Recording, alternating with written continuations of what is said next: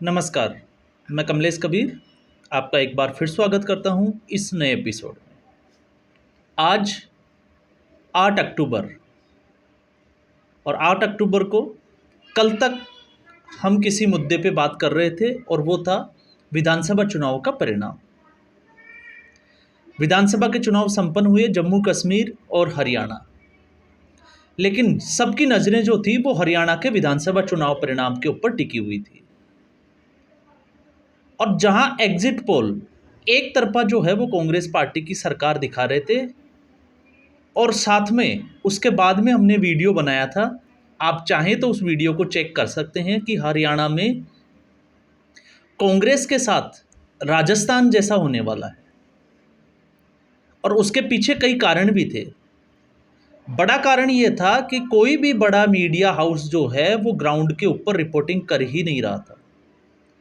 आपने देखा, अलग अलग राज्यों के जब चुनाव होते हैं तो पूरा मीडिया जो है वो चौपाल लगाता है, लाइव डिबेट शो करता है, लेकिन हरियाणा में ऐसा कुछ दिखाई नहीं दिया। जब मतदान जिस दिन चल रहा था उस दिन 5 अक्टूबर को शाम को मतदान जब चल रहा था तभी से एग्जिट पोल आना शुरू हो गए थे। तो क्या सवाल ये था कि एग्जिट पोल जो है उन्होंने सर्वे कब किया? तो सर्वे उन्होंने किया 1 महीने पहले से। और पिछले 1 महीने में कितने हालात बदले हमने पहले भी बात की थी। हालांकि हार के हम कारणों का विश्लेषण जो है वो अलग से करेंगे, कौन कौन से मुद्दों पे कांग्रेस पार्टी आ रही थी, लेकिन हमने पहले ही बोल दिया था कि ये जो चुनाव है ये Congress party versus Congress party है, भारतीय जनता पार्टी का इसमें कोई बड़ा रोल नहीं है। अब आप सोचोगे कि कैसे? तो ये चुनाव जो था वो हुड्डा वर्सेस कुमारी सैलजा हो गया था। अब समझने वाले इसको समझ रहे थे, नहीं समझने वाले इसको जो है वो नहीं समझ पा रहे थे। और यही एक जो है वो सबसे बड़ी प्रॉब्लम है कि हमारे यहाँ पे मीडिया जो है वो दो तरीके से काम करता है। एक वो पूरा बीजेपी को फेवर करता है, तो दूसरा मीडिया जो है वो पूरे तरीके से कांग्रेस पार्टी को समर्थन देता है। और कांग्रेस पार्टी को जो समर्थन देने वाले जो बड़े बड़े पत्रकार हैं, जो अपने ऑफिस में एसी में बैठकर जो है वो पूरा आकलन करते हैं। और मैं फिर कह रहा हूँ, इन्होंने पहले भी जो है वो कांग्रेस पार्टी को चूना लगाने का काम किया था और आज भी वो वही उसी रास्ते पर है। चाहे आप दीपक शर्मा, आज वो बुरी तरह से रो रहा है, रवीश कुमार वो भी शाम को आते आते देखना, अभिषाक शर्मा, मैं फिर कह रहा हूँ अजीत अंजुम, इनके जो है वो अपने स्टूडियो में आंसू निकलने लग जाएंगे, क्योंकि ये लोग जो है वो ग्राउंड पे जाके बात ही नहीं करते। इससे अच्छे तो नए पत्रकारों के मैंने विश्लेषण जो है वो 2-3 पत्रकारों के सुने थे, और जो उन्होंने बातें की थी, आज चुनाव परिणाम जो है हरियाणा का वो ठीक उसी तरीके से चल रहा है जिस तरीके से वो सारी बात जो है वो समझा रहे थे। और उन्होंने पहले ही बोल दिया था, भरोसा जता दिया था कि सारे एग्जिट पोल जो है वो गलत होने वाले हैं और भारतीय जनता पार्टी तीसरी बार सरकार बनाने वाली है। तो कारण कुछ भी हो, चाहे कुमारी सैलजा वर्सेज जो है वो भूपेंद्र सिंह हुड्डा हो, या फिर जो है वो कांग्रेस का जिस तरीके से जाटों में जो है वो ओवर कॉन्फिडेंस था, क्योंकि हुड्डा जो है वो हुड्डा ने सोचा था कि जाटों के इकट्ठे होने से या एकीकरण की वजह से भारतीय जनता पार्टी को वो चुनाव हरा देंगे, तो ऐसा पॉसिबल नहीं हुआ। और जो टिप्पणी जाटों के द्वारा की गई कि अब की बार जो है वो जाट सीएम ही होना चाहिए, बाकी को हम देख लेंगे, तो इससे गैर जाट जो वोट थे उनको क्या मैसेज जाता है ये भी तो समझना पड़ेगा। कांग्रेस पार्टी ने विनेश फोगाट को, बजरंग पूनिया को अपने जो है वो पार्टी में शामिल तो कर लिया, लेकिन उसका खामियाजा कांग्रेस पार्टी को खुद को भुगतना पड़ा है। इसके ऊपर हम एक पूरा वीडियो में एक विश्लेषण करेंगे, क्योंकि पहलवानों का मुद्दा जो है वो बहुत बड़ा मुद्दा बन चुका था, और ऐसी स्थिति में सबकी निगाहें जो है वो विनेश फोगाट और बजरंग पूनिया पर टिकी हुई थी। और आप सोचो, जब विनेश फोगाट जो है वो ओलंपिक खेल के पेरिस से वापस लौटती है और उसके बाद में उसको रिसीव करने के लिए ना कोच जाता है, ना महावीर फोगाट जाता है, दीपेंद्र हुड्डा जाता है, एक रोड शो निकाला जाता है, लेकिन नीरज चोपड़ा, मनु भाकर, इनको लेने के लिए कोई नहीं जाता है। तब दीपेंद्र हुड्डा और कांग्रेस पार्टी कहाँ चली जाती है? ये कांग्रेस पार्टी को भी समझना पड़ेगा, ये पहलवानों को भी समझना पड़ेगा। और फिर उसके बाद में विनेश फोगाट का अचानक से जो है वो कांग्रेस में आना, साफ तौर से ये दिखाई दे रहा था कि विनेश फोगाट और बजरंग पूनिया इस इतने दिनों तक जो खेल रच रहे थे वो सिर्फ और सिर्फ राजनीति से प्रेरित होकर कर रहे थे। किसान आंदोलन, कांग्रेस पार्टी को लग रहा था कि किसान आंदोलन का फायदा जो है वो कांग्रेस पार्टी को होगा, इसका नुकसान जो है वो भारतीय जनता पार्टी को होगा। लेकिन कांग्रेस पार्टी यहाँ पे भी थोड़ी सी जो है वो गलतफहमी में जो है वो आ गई कि जिस तरीके से किसानों ने जो है वो डेरा डाला हरियाणा में, हाईवे बंद किए और गांव वालों को जो मुसीबतों का सामना करना पड़ा, आज वही गांव वाले जो है वो किस पार्टी के साथ है। तो मुझे लगता है कि कांग्रेस पार्टी ने जो है वो आकलन करने की बड़ी गलती की। हुड्डा का जो है वो मुख्यमंत्री पद दिखाई दे रहा था, इसलिए कुमारी शैलजा को अनदेखी की। और मैंने बात की थी कि जिंद में जो दलितों की महापंचायत हुई, जिसमें कम से कम 1.5 लाख लोग उपस्थित थे, और उन्होंने सीधे तौर से जो है वो कांग्रेस पार्टी का बहिष्कार किया था, लेकिन मीडिया जो है वो उस बात को भी मानने से जो है वो इनकार कर रहा था और कांग्रेस पार्टी को एक बड़ी जीत दिखा रहा था।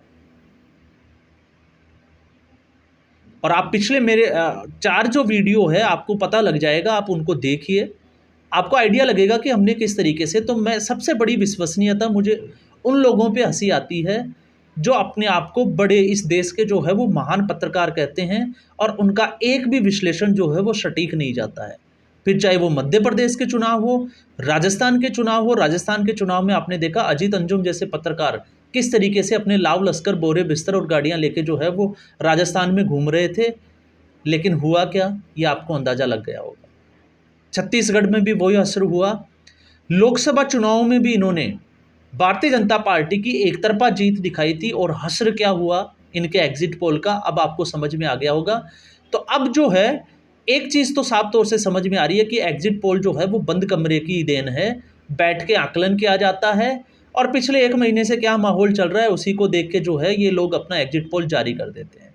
लेकिन ग्राउंड पे जाकर स्थिति को समझना जो है वो इनके बस की बात अब रही नहीं है और आने वाले दिनों में इनको जो है वो इसका खामियाजा भी भुगतना पड़ेगा।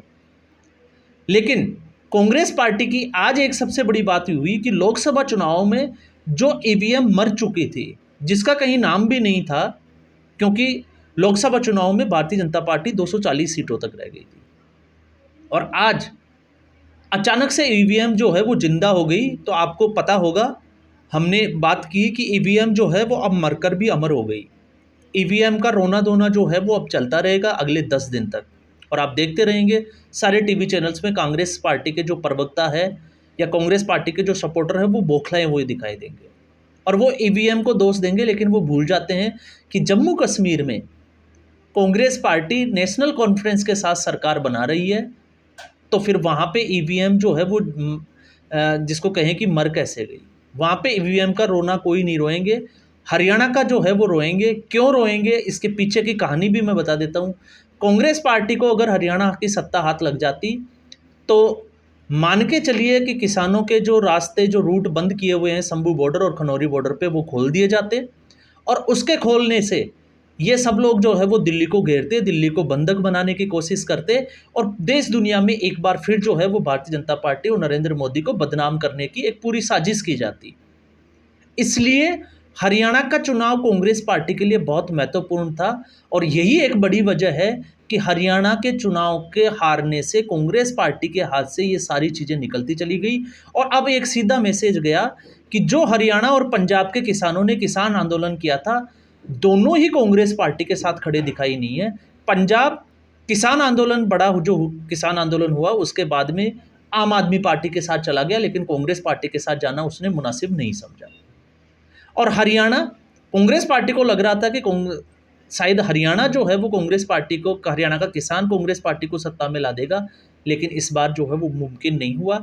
तो उनके ये सारे जो प्रोपेगेंडा थे वो एक के बाद एक ध्वस्त होते जा रहे हैं और इससे साफ तौर से ये मैसेज जा रहा है कि कांग्रेस पार्टी को दूसरी पार्टियां कोई नहीं हरा सकती। कांग्रेस पार्टी का अपना आकलन, कांग्रेस पार्टी के नेताओं की मनमानी और कांग्रेस पार्टी में कांग्रेस वर्सेस कांग्रेस जो चल रहा है वही कांग्रेस पार्टी की नैया डुबोता हुआ नज़र आ रहा है।